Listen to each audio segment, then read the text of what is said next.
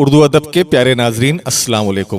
ایک نئی ویڈیو کے ساتھ آئیے آج آپ کو لیے چلتا ہوں حضرت سلیمان علیہ السلام کے قصے کی طرف۔ حضرت سلیمان علیہ السلام اللہ کے نبی حضرت داؤد علیہ السلام کے بیٹے تھے۔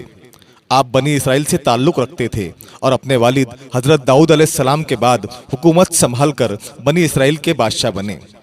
آپ اللہ تعالیٰ کے سچے پیغمبر اور انصاف پرور بادشاہ تھے۔ اللہ تعالیٰ نے انہیں ہفتے اقلیم کی بادشاہت عطا فرمائی، اور وہ صرف انسانوں کے ہی نہیں بلکہ تمام مخلوقات کے بادشاہ تھے۔ چرند پرند اور جنات وغیرہ سب ان کے تابع فرمان تھے۔ اللہ تعالیٰ نے حضرت سلیمان علیہ السلام کو جتنا وسیع و عریض ملک عطا کیا، ایسا کسی جن و بشر کو نہیں دیا۔ اس کے باوجود حضرت سلیمان علیہ السلام میں ذرہ بھر بھی تکبر نہ تھا۔ وہ اپنے اخراجات کے لیے شاہی خزانے سے ایک پیسہ تک نہ لیتے تھے، اور اپنے ہاتھ سے زنبیل سی کر اور اسے فروخت کر کے گزر اوقات کیا کرتے تھے۔ کھانے کے لیے وہ اپنے ہاتھوں سے جو پیس کر آٹا بناتے اور اس کی روٹی پکا کر کھاتے تھے۔ آپ اکثر روزہ رکھتے تھے اور ہر شام بیت المقدس میں جا کر غریبوں اور روزہ داروں کے ساتھ روزہ افطار کیا کرتے تھے۔ تخت سلیمانی۔ بادشاہ بننے کے بعد آپ نے ایک نہایت عالی شان اور پرتکلف مکان بنوایا جس کا رقبہ 36 کوس تھا۔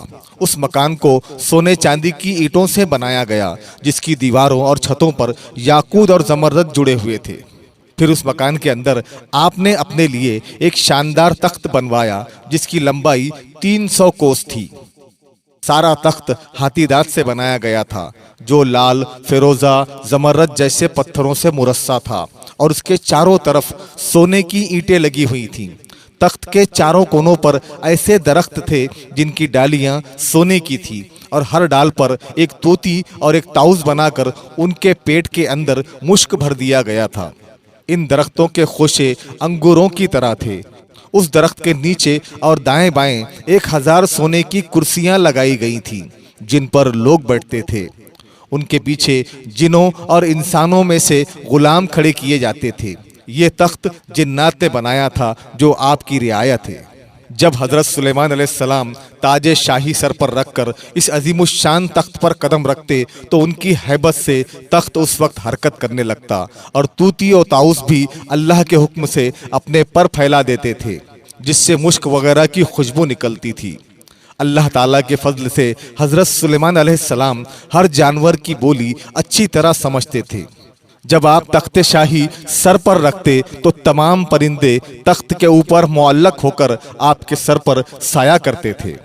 جس مکان میں تخت سلیمانی تھا اس کی کئی محرابیں تھیں جہاں عابد و زاہد لوگ بیٹھ کر عبادت الہی کیا کرتے تھے۔ حضرت سلیمان علیہ السلام ہمیشہ اللہ تعالیٰ کی ان نعمتوں کا شکر ادا کرتے اور ہر وقت اللہ تعالیٰ سے مناجات کرتے رہتے تھے۔ اپنے پورے عجز و انکسار کے ساتھ اللہ کے حضور یہ دعا کرتے تھے، یا الہی، میں درویشوں کے ساتھ بھی ہوں اور بادشاہوں کے ساتھ بھی، صرف یہی نہیں بلکہ میں پیغمبروں میں سے بھی ایک پیغمبر ہوں۔ اے میرے مالک، میں تیری نعمتوں کا کہاں تک شکر ادا کروں۔ اللہ تعالیٰ نے ہوا کو حضرت سلیمان علیہ السلام کے تابع کر دیا تھا۔ جب آپ اپنے عظیم الشان تخت پر بیٹھ کر تخت کو چلنے کا حکم دیتے تو تخت اتنی تیز رفتاری سے چلتا آپ ہزاروں کوس کا فاصلہ چند منٹ میں طے کراتے۔ آپ صبح کو ایک شہر اور شام کو دوسرے شہر میں ہوتے تھے۔ آپ کے باورچی خانہ کے لیے جنات نے بڑی بڑی پتھر کی دیگیں بنائی تھی جنہیں بادل پانی سے بھر دیتا۔ ان دیگوں میں روزانہ کئی ہزار اونٹ اور کئی ہزار گوسفند پکتے، اور اللہ کی مخلوق صبح سے شام تک آپ کے لنگر کھانا سے کھاتی پیتی۔ حضرت سلیمان علیہ السلام اور چونٹیوں کی بستی۔ ایک دن حضرت سلیمان علیہ السلام اپنے عظیم الشان شاہی تخت پر بیٹھے ہوا میں سفر کر رہے تھے۔ تخت کے دوسرے حصوں میں آپ کے 1000 ملازم اور سلطنت کے عہدیدار بھی اپنی کرسیوں پر بیٹھے تھے، جن میں وزیر اعظم برقیہ بھی شامل تھا۔ تمام جن تخت کے گرد ادب سے کھڑے تھے، اور فضا میں اڑنے والے پرندے تخت پر اپنے پروں سے سایہ کیے آ رہے تھے۔ سفر کے دوران حضرت سلیمان علیہ السلام کے کانوں میں فرشتوں کی آواز پڑی۔ فرشتے اللہ کی تسبیح کرتے ہوئے کہہ رہے تھے، اے رب، تو نے حضرت سلیمان علیہ السلام کو جیسا ملک اور چشم دیا ہے ایسا کسی جن و بشر کو نہیں دیا۔ उस पर अल्लाह ताला ने फरमाया, ऐ फरिश्तों, मैंने सुलेमान अलैहिस्सलाम को हफ्ते अक़लीम की बादशाही इनायत की है और उसको नबुव्वत से सरफराज किया है, लेकिन सुलेमान अलैहिस्सलाम में गुरूर तकब्बुर बिल्कुल नहीं है। अगर ऐसा होता तो मैं उसको हवा पर ले जाकर ज़मीन पर डाल देता और फिर उसको नेस्त नाबूद कर देता। हज़रत सुलेमान अलैहिस्सलाम ने ये कलाम सुना तो फ़ौरन अल्लाह के हुजूर सजदे में गिर गए और उसकी नेमतों का शुक्र अदा करने लगे। हवा ने उनके तख्त को ज़मीन पर उतारा जहाँ चूटियों की बस्ती थी। तख्त सुलेमानी को देखकर चूटियाँ खौफज़दा हो गईं। इस वाक़ये का तज़किरा कुरान पाक में इस तरह बयान किया गया है, यहाँ तक कि जब पहुँचे सुलेमान चूटियों के मैदान पर तो कहा एक चूटी ने, ऐ चूटियों, घुस जाओ अपने घरों में ताकि तुमको न पीस डाले सुलेमान और उसका लश्कर और फिर उनको खबर भी ना हो। ये चूंटी अपनी कौम की सरदार यानी शाहमूर थी। उसकी बात सुनकर हज़रत सुलेमान अलैहिस्सलाम मुस्कुराए और उन्होंने शाहमूर को अपनी हथेली पर रखकर पूछा, ऐ शाहमूर, तुमने अपने लश्कर से ये क्यों कहा कि सुलेमान आता है और तुम अपने अपने गारों में घुस जाओ? तुमने इससे पहले मेरा क्या जुल्म देखा है? शाहमूर ने कहा, ऐ अल्लाह के नबी, हमने आपका या आपके लश्कर का पहले कोई जुल्म नहीं देखा, मगर हमने अपनी हिफाजत के तौर पर ऐसा किया है कि कहीं आपके घोड़ों की टापों तले चूंटियां ना कुचली जाएं। हज़रत सुलेमान अलैहिस्सलाम ने फरमाया, क्या तुम अपनी चूंटियों पर ऐसी ही शफ़क़तें किया करते हो? जी हाँ, शाहमूर ने कहा, चूँकि अल्लाह ताला ने मुझे इनका बादशाह बनाया है, इसलिए मेरा फ़र्ज़ है कि मैं उनकी सलामती का ख्याल रखूँ। तुम्हारे साथ कितनी चूंटियाँ रहती हैं? हज़रत सुलेमान अलैहिस्सलाम ने पूछा। शाहमूर ने बताया कि 40,000।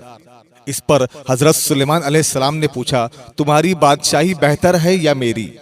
चूंटियों के सरदार ने कहा, मेरी बादशाही बेहतर है, क्योंकि तुम्हारे तख्त को हवा उठाती है, तुम उस पर बैठते हो, ये कितना बड़ा तकल्लुफ़ है। हज़रत सुलेमान अलैहिस्सलाम ने मुस्कुराकर पूछा, तुम्हें ये अक्ल किसने सिखाई है? ऐ सुलेमान अलैहिस्सलाम, जिस अल्लाह ने तुम्हें अक्ल अता फरमाई उसी ने हमें अक्ल से नवाजा है। शाहमूर ने जवाब दिया, अगर आप इजाज़त दें तो मैं आपसे चंद मसाइल पूछूं। पूछो, क्या पूछना है तुम्हें? हज़रत सुलेमान अलैहिस्सलाम ने कहा।